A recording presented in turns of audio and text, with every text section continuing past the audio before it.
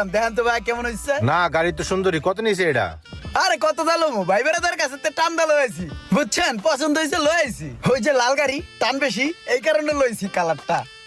হ কালারটা তো সেই ভাই। ঠিক আছে তো থাকো, হ্যাঁ এখন তো এটাই চালামো জায়গা। হ্যাঁ ঠিক আছে।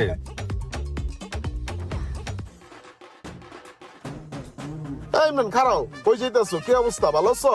হো ভাই রাখছে ভালোই আল্লাহ। তো গাড়ির কি অবস্থা, কাস্টমার পাইছো? ভাই গাড়ির তো মোটামুটি কাস্টমার অনেকগুলো দেখাইছি, বুঝেন নাই? অনেকেই দেখতেছে, আবার পেন্ডিং এও আছে, হয়ে যাবো যে কোনো সময়, বুঝেন নাই?